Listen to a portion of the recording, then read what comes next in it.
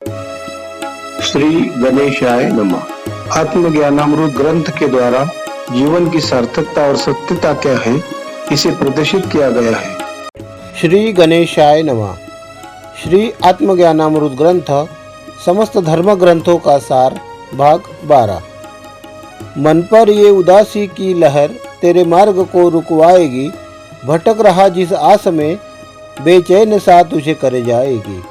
मिल भी गया सारा जहाँ, फिर भी न तृप्ति आएगी, तू खोज कर उस ज्ञान की जो ब्रह्म से मिलवाएगी। श्लोकार्थ। यदि आप अपने जीवन में नकारात्मक सोच रखते हुए किसी कार्य को लेकर चिंताग्रस्त या उदास रहते हैं, तो आप जो भी कार्य करोगे उसमें आपको सफलता नहीं मिलेगी।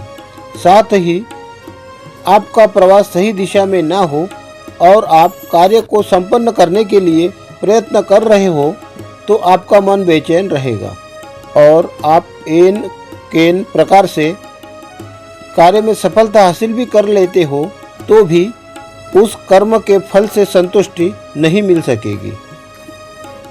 इसलिए संत पुरुष यहाँ पर हमें उपदेश दे रहे हैं कि हे मनुष्य, तू ज्ञान और बुद्धिबल का उपयोग करते हुए अपने जीवन में भक्तियुक्त कर्म कर। इस मार्ग से तेरा कर्म सफल होकर तू सदा के लिए संतुष्ट होकर परमानंद को प्राप्त हो जाएगा। कर्ता केवल परम पिता है, यह विश्वास जब दृढ़ हो जाएगा, कर्म फल का त्याग करना तब तेरे लिए सहज हो जाएगा। आशा निराशा से मुक्त होकर तेरा हर कर्म यज्ञ हो जाएगा। राग द्वेष तेरे मन से हटाकर तू अपेक्षाओं से रहित हो जाएगा। श्लोकार्थ।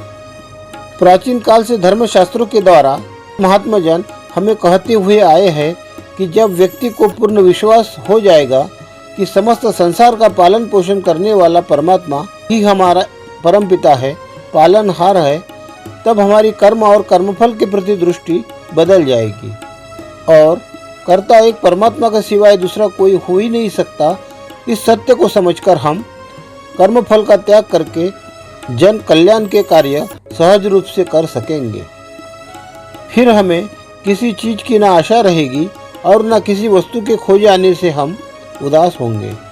तब हमारे द्वारा किया गया हर कर्म यज्ञ के समान हो जाएगा, जिससे हमारे भीतर की सभी बुराइयां तथा राग द्वेष समाप्त हो जाएंगे और हम संसार में सभी क्रियाकलापों को करते हुए भी एक सन्यासी की तरह अपना जीवन व्यतीत कर सकेंगे और संतोष रूपी धन को प्राप्त करके समाधानी होकर प्रसन्नता से जीवन यापन करने में सफल रहेंगे।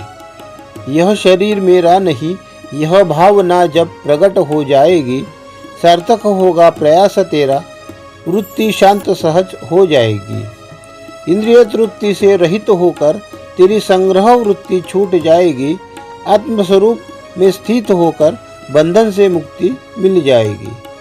श्लोकार्थ। व्यक्ति अज्ञानता के कारण इस संसार में पंचतत्व से बने शरीर को अपना समझने लगता है, परंतु संत पुरुषों के वचनों को सुनकर जब उसे ज्ञान हो जाएगा कि इस शरीर का निर्माण प्रकृति के द्वारा निर्मित तत्वों से बना हुआ है, तब उसके चित्त की सभी वृत्तियां शांत होकर उसके जीवन का प्रवास सहज तथा सरल हो जाएगा। इंद्रियों के वेगों को सहन करते हुए अपने आत्मा में तृप्त रहने से पदार्थ को संग्रहित करने की इच्छा सहज रूप से छूट जाएगी और व्यक्ति अपने आत्मा स्वरूप को जानकर संसार के बंधनों से मुक्त हो जाएगा। चार बांस की सीढ़ी बनाकर कंधों पर उठाएंगे, माल मत्ता लूट कर तेरी तुझे स्मशान में बिठाएंगे। धीरे धीरे आग लगाकर सारा शरीर ही जला देंगे, तेरे अस्थि को अछूत समझकर नदियों में बहा देंगे।